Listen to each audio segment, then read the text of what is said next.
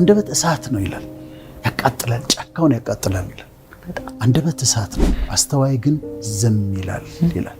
ወዳጁን የሚንቅ አእምሮ የጎደለው ነው፣ አስተዋይ ግን ዝም ይላል። እነዚህ ነገሮች የስልጣኔ ምልክት ነው። ሲቪላይዝድ መሆን ነው። ወደፊት ኮንፊደንስ የሚያሳጣትን ነገር እያደረጉ እንደሆነ ያውቁ። በጣም አጭር ቃል ነው የተናገራት፣ 3 ፊደል ነው የነገራት። ግን ያ እንዴት እንደጎዳት እንዴት ብሬክ እንዳደረጋት ስብዕናዋን እንዴት እንደጎዳው አንዲት ዶክተር ሶስና የምትባል ሴት አለች። ስሟን ቀይሬው ነው፣ አይደንቲቲዋን ቀይሬዋለሁ። እድሜዋ ወደ 40 ዓመት አካባቢ ነው እና አዲስ አበባ መጣች። ፒኤችዲ ያላት በፊልዷ ፒኤችዲ የሰራች ዶክተር ነች። በጣም ፕሮፌሽናል ነች እና ቤተሰቦቿ እንዳገኛት ጠየቁኝ። እህቶቿ፣ ዘመዶቿ እንዳገኛት ጠየቁኝ። ለምንድን ነው ስላቸው፣ ሰው አታገኝም፣ ግብዣ መሄድ አትፈልግም፣ ሰው መተዋወቅ አትፈልግም፣ አላገባችም፣ ሰርግ መሄድ አትወድም፣ ስትሄድ ግብዣ ከሄደች በጣም ትጨነቃለች፣ ትረበሻለች፣ ሰርግ ከሄደች በጣም ትረበሻለች፣ ትጨነቃለች እና ከሰው ጋር አትገናኝም። እኛ ደግሞ እንድታገባ እንፈልጋለን፣ መለወጥ አለባት አሉ። ከዛ አገናኙኝ።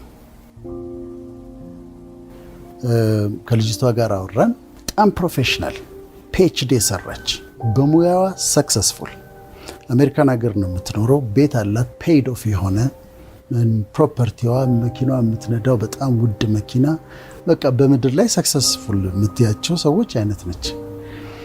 ችግሯ ምንድነው? ይሄ አንዛይቲ ኒውሮሲስ የሚባል የስነ ልቦና ችግር አለ። ፍርሃት ማለት ድንገት ፍርሃት ማለት መደንገጥ፣ ማላብ፣ ልብ መምታት፣ እንደዚህ ነው አንዛይቲ ኒውሮሲስ ማለት እና ከዚህ ትሰቃያለች። ሌላ ደግሞ ፓኒክ አታክ አላት። ድንገት ይመጣና ፍርሃት አታክ ያረጋታል እና በጣም ትደነግጣለች። ስለዚህ ሰው አቮይድ እያደረገች ከስራዋ ውጪ ሰው ማግኘት አትፈልግም፣ ሰርግ መሄድ አትፈልግም፣ ሶሻል ያለበት ቦታ፣ ጋዘሪንግ ያለበት ኤክስፖዝ የሚያረጋት ቦታ መሄድ አትፈልግም። ከኔ ጋር ማውራት ጀመርን። ምንድነው ምክንያቱ ለዚህ ብዬ መጠየቅ ጀመርኩ። ከብዙ ካውንስሊንግ በኋላ ልጅቷ ቆንጆ ልጅ ነች በጣም። ለዛ ምክንያት የሆነው ምንድነው? አስቀያሚ ነኝ ብላ ታምናለች። ሴቶች ሁሉ ቆንጆ ናቸው፣ እኔ ግን አላምርም ብላ ነው የምታምነው።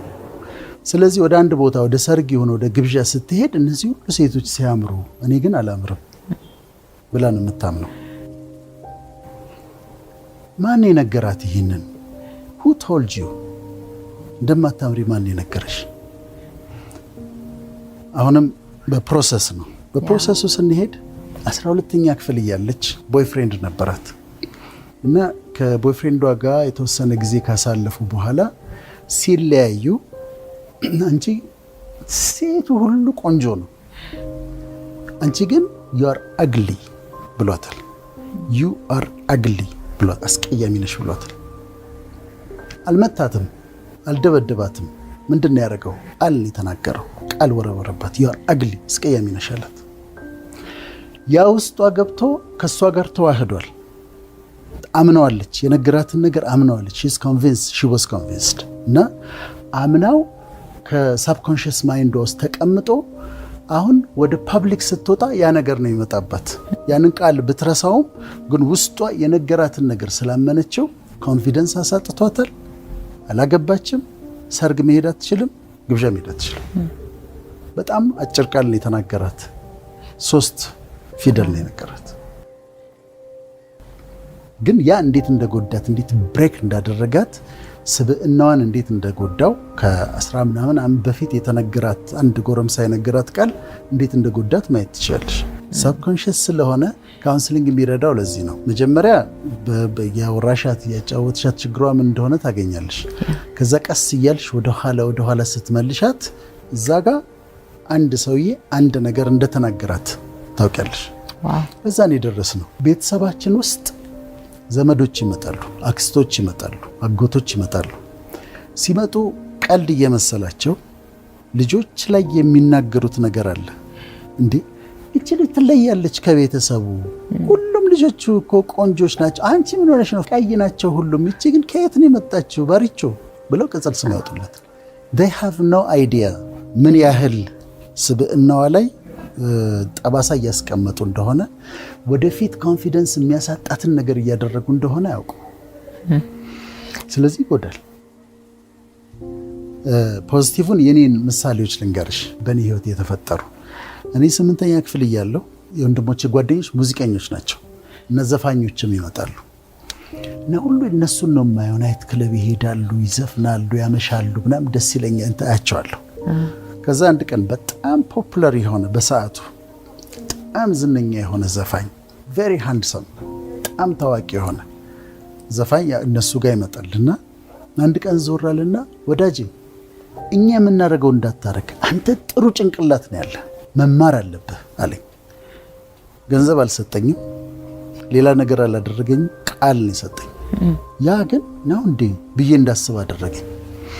በኋላ 10ኛ ክፍል ስገባ አንድ የማትስ አስተማሪ ነበረኝ፣ አቶ ታምራት ይባላል። እዚህ አንድ ሾው ላይ ቀርቦ ነበረ፣ የነፃነት ሾው ላይ ቀርቦ ውድድር ላይ ቀርቦ ድሮ ያስተማረኝ ነው እና 30 ዓመት አስተምሯል። 30 ዓመት ካስተማርካቸው ተማሪዎች ማት እዚህ ይልሃል ብሎ ጠየቀው።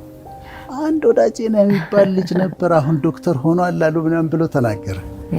ያ ሰው አሁን ማትስ ፈተናለሁ 40 ከ40 አገኛለሁ፣ 60 ከ60 አገኛለሁ። ከስር የሚጽፈው በጣም ቆንጆ ሃንድ ራይቲንግ አለው። ዌል ዳን፣ ኤክሰለንት፣ ኤክስፕሌንዲድ ብሎ ይጽፋል በጣም በቆንጆ ሃንድ ራይቲንግ። አልጥለውም፣ ያንን የፈተና ወረቀት ወስጄ አስቀምጠዋለሁ። በኋላ 10ኛ ክፍል ሆኜ እሱና ሌሎች 2 ጓደኞቹ ሆነው 3 መጽሐፍ ገዝተው ስጦታ ሰጡኝና ሲሪየስሊ ቁጭ ብለው ጥሩ ጭንቅላት ነው ያለ፣ በጣም መማር አለብህ፣ ባዮሎጂ ደግሞ ስለምትወድ ሌሎቹንም እወዳለሁ፣ ግን ባዮሎጂ ደግሞ በጣም ሕክምና ብታጠና ጥሩ ነው፣ ከዛም እንዳታቆም ብለው ነገሩኝ። ቃላት ነው የነገሩኝ። በእኔ ህይወት ግን በጣም ትልቅ ተጽዕኖ ነበረው። ቃላት የተለወጠ ሀሳብ ነው። ቃል ማለት ንግግር ማለት የተለወጠ ሀሳብ ነው። ማይንዳችን ውስጥ ቶት አለ፣ ሀሳብ አለ፣ የቶት ኮንቴንት አለ፣ ይዘቱ፣ የቶት ፍሎ አለ፣ አፈሳሰሱ። ስለዚህ ያ ቶት አእምሯችን ውስጥ ያለው ሀሳብ ተቀይሮ ነው በንግግር የሚወጣው። ወይም በጽሁፍ ይወጣል ወይ በንግግር ይወጣል። ስለዚህ ቃላት ራሳቸው የተለወጡ ሀሳብ ናቸው። ሀሳብ ደግሞ ምንድን ነው ካለን ኢነርጂ ነው። ማይንዳችን ውስጥ ያለው ሀሳብ ኢነርጂ ነው። ስለዚህ ሄደው መስበር ይችላሉ፣ መስራት ይችላሉ፣ አቅም አላቸው። ቶትስ ቢካም ወርድስ and words become actions and actions become habits and habits become character ይባላል። ስለዚህ ቶትስ ቢካም ወርድስ የማስበው ነገር ነው በአንደበቴ ወይም በብዕሬ የሚወጣው። ስለዚህ ቃላት ሀሳብ ተለውጦ የሚመጣ ኢነርጂ ነው ማለት ነው። ቃላት እንደዚህ ናቸው። ቃላቶች ፖዚቲቭ ሊሆኑ ይችላሉ፣ ኔጌቲቭ ሊሆኑ ይችላሉ። ኔጌቲቭ ሀሳቦች፣ አሉታዊ ሀሳቦች አእምሮ ውስጥ ካሉ ኔጌቲቭ ቃላቶች ከውስጥ ይወጣሉ። ስድብ፣ የንዴት ቃል፣ የቁጣ ቃል፣ ሚሰብር ነገሮች ከአንደበቴ ይወጣሉ። አእምሮ ውስጥ ደግሞ ፖዚቲቭ ቶት ካለ፣ ፖዚቲቭ ሀሳብ ከሆነ ያለው ፖዚቲቭ ቃላቶች ይወጣሉ። ስለ ራሳችን ያለንን አመለካከት ቢልድ ማድረግ አለብን። ቅድም በወላጆቻችን በዘመዶች አለን፣ ግን እኔ ማን ነኝ? እኔ ሰዎች የሚሉኝ ነኝ ወይ ብዬ መጠየቅ አለብኝ። ምክንያቱም ሰዎች መልአክ ሊያደርጉኝ ይችላሉ፣ ሰዎች ደግሞ ሰይጣን ሊያደርጉኝ ይችላሉ። ሁላችንም ሄተርስ አሉን፣ የሚጠሉን ሰዎች አሉ። እነሱ ስለኛ የሚሉት ነገር አለ። እኛ ግን የምናምነው ምንድነው? ትክክለኛውን ነው የሆን ነው። አይ አም ዋት ጋድ ሴይስ አይ አም ነው የምለው።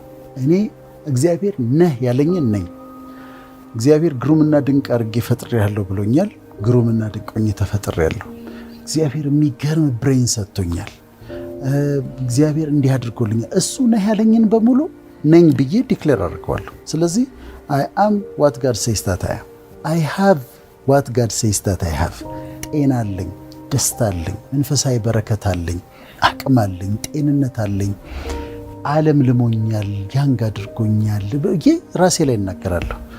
ደግሞ I can do what God says that I can do እግዚአብሔር ትችላለህ ያለኝን ነገሮች በሙሉ እችላለሁ።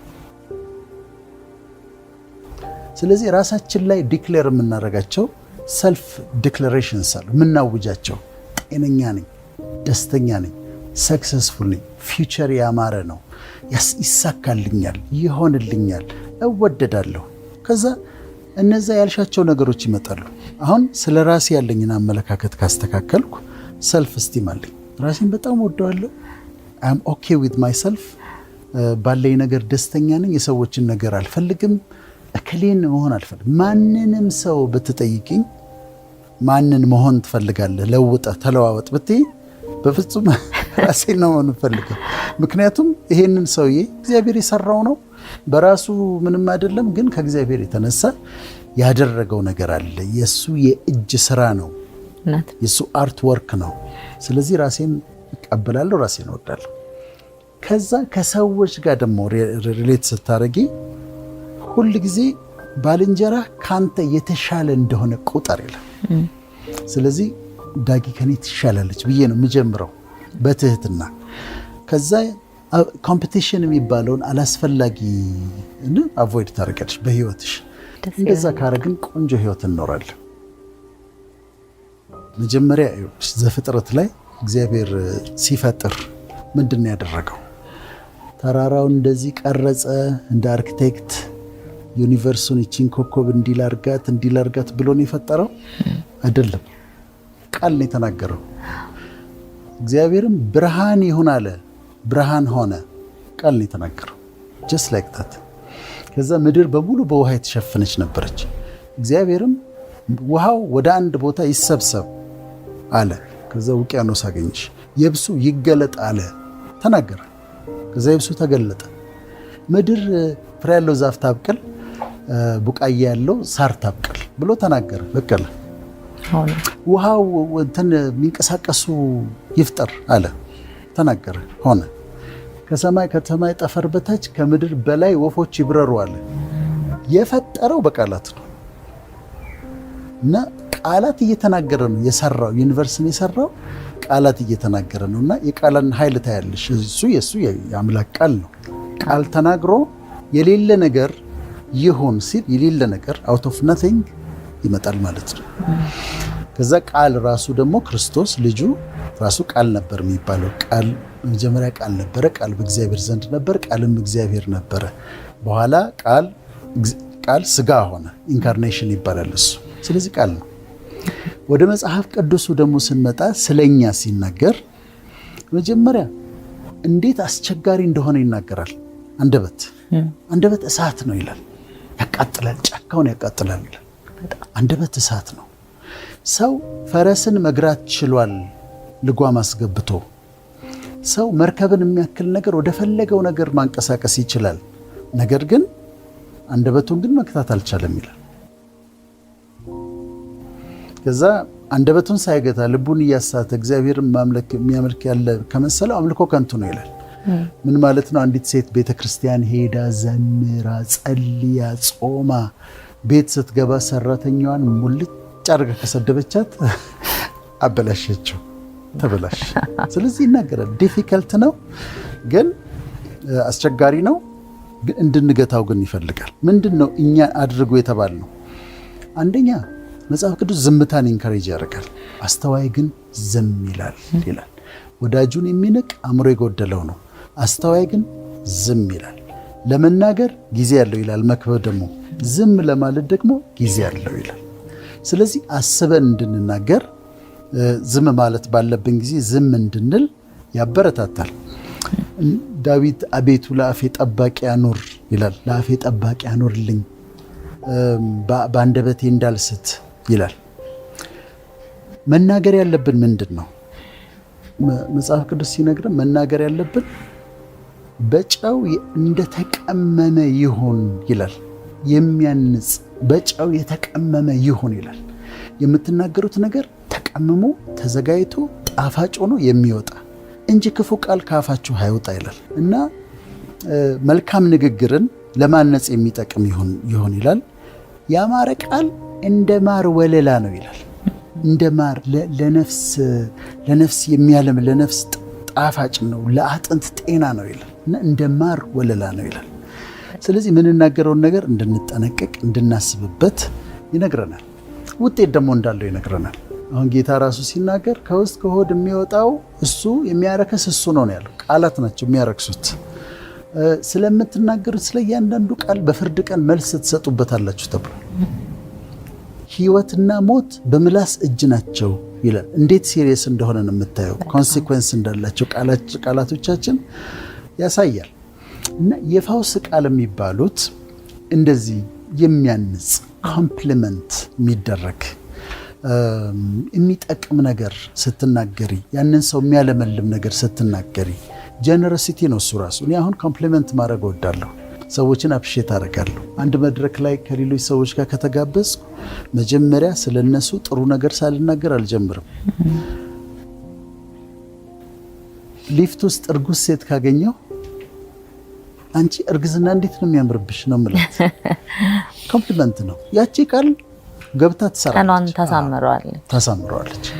ከዛ ደግሞ ሪል ህመሞች ደግሞ ይፈወሱበታል። በሕክምና 2 ታማሚዎች ኖረውኝ እያከምኳቸው ይሄኛው እድናለሁ እፈወሳለሁ ብሎ የሚያምን ከሆነና የሚናገር ከሆነ ይሄኛው ግን አልቆልኛል፣ እኔ ዋጋ የለኝም፣ በቃ ምንም አይድንም ብሎ ካመነ ይሄኛው ይድናል። ይሄኛው ለመዳን ይቸገራል ኢቭን እየታከመ። ምክንያቱም ማይንዳችን ውስጥ የሚፈጠሩ ኬሚካልስ አሉና የፈውስ ቃላት ከአንደበታችን ለራሳችንም በሌሎች ሰዎችም ላይ የምናወጣው ቆንጆ ነሽ፣ ጤነኛ ነሽ፣ you are successful, you are doing good፣ በጣም ጥሩ ነው፣ እኔ ብሬንሽን አደንቃለሁ። እነዚህ ሁሉ የፈውስ ቃላት ናቸው። ያንን ሰው ኢንካሬጅ የሚያደርግ የሚያበረታታ መልካም ቃላቶች ናቸው ማለት ነው። የሞት ቃላት ደግሞ ቀደም ያልናቸው በጣም ዲስትራክቲቭ የሆኑ በራሳችን ላይ የምንናገራቸው ለእኔ እኮ አይሆንልኝም እልሻለሁ፣ ሞክሬ እድሉ የለኝም እኮ እኔ አይሆንልኝም እኮ እንዲሁ ነው በቃ ዘመን የሚያልፈው፣ ለእነሱ ነው የሚሆን፣ ለእኔ አይሆንም፣ አይሳካልኝም ብዬ በራሴ ላይ የምናገራቸው ቃላቶች አሉ እና የእውነትም ደግሞ እንደዛ ይሆናል።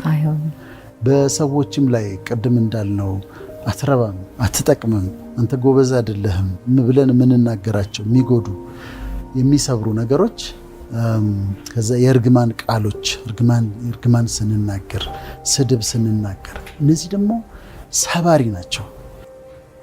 አሁን የሚያዳምጡን የሚያዩን ሰዎች ይህን ወስደው ፕራክቲካል ማድረግ አለባቸው። የሚናገሩት ነገር አስበውበት መናገር አለባቸው።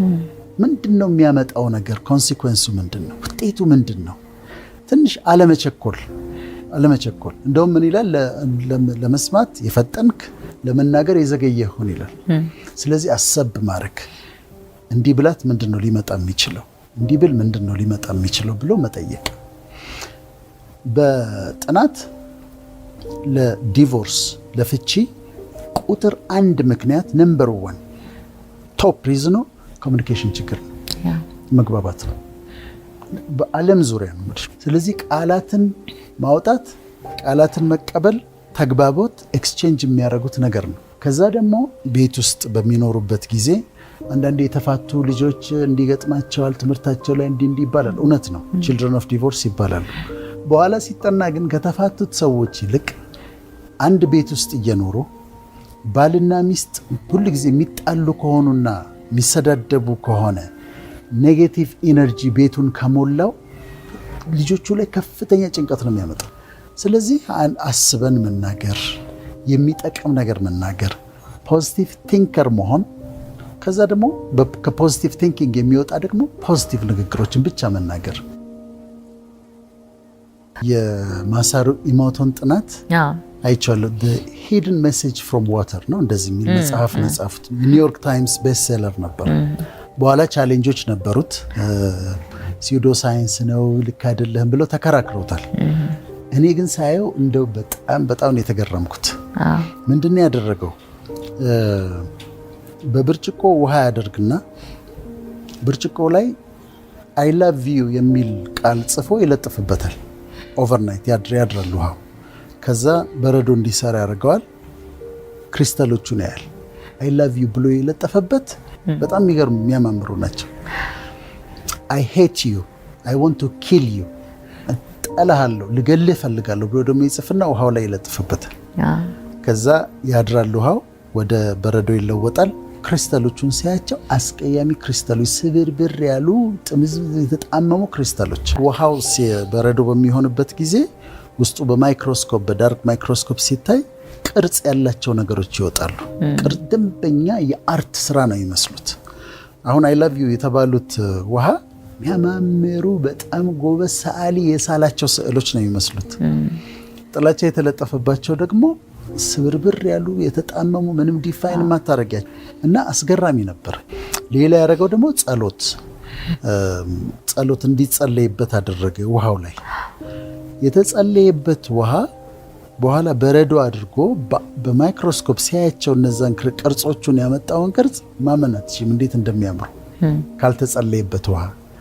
ስለዚህ ውሃ ቃላቶቹን ይቀበላል ማለት ነው። ፋሲኔቲንግ ነው። ቃላቶቹን ይቀበላል። በኋላ እንዳልኩሽ ተከራክረውታል። ሙዚቃ ሲከፍትና በሙዚቃ የተሰሩ በተለያየ ሙዚቃ ምን አይነት ቅርጾች እንደሚሰሩ አይቷል። አሁን በህይወት የለም። ያጠናው ጥናት ግን እጅግ በጣም አስገራሚ ነው። ቅድም እንዳልሽው እኛ ራሳችን ውሃ ስለሆነ 60% ከዛም በላይ ምድር ራሱ አብዛኛው ውሃ ስለሆነ የምንናገረው ቃላት ምን ያህል ተጽዕኖ ያሳድራል በእኛ ላይ። ይህን ያህል በብርጭቆ ውሃ ላይ ይህን ያህል ለውጥ ካመጣ የምንናገረው ቃላት እጅግ በጣም በጣም ወሳኝ ነው። እኔ ልጆቼ እንደዛ አደርጋለሁ። 2 ሴት ልጆች አሉኝ። ኤቭሪ ሲንግል ዴይ ቆንጆ እንደሆኑ ነግራቸዋለሁ። በጣም ደስ ይላል። የቀኑ ጎበዝ እንደሆኑ ነግራቸዋለሁ። ለምሳሌ ሲያድጉ ሳምባዲ መጥቶ እንዲነግራቸው አያስፈልግም። ያውቃሉ። አግኝተሻቸው አሁን አንቺ ቆንጆ ነሽ ብትያት ማንም ሊለውጠው አይችልም። እና በውሃ ላይ ያለው ነገር እጅግ በጣም አስገራሚ ነው። እዛ አሁን ሪሌሽንሺፕ ላይ ሲሆን ቅድም እንዳልኩሽ የትዳር ነምበር 1 ኮሚኒኬሽን ችግር ነው። ሁለተኛው ኮምፓቲቢሊቲ ነው። ይሄ መጣጣም፣ አንዱ የሌላውን ጉድለት መሙላት አለመቻል ነው።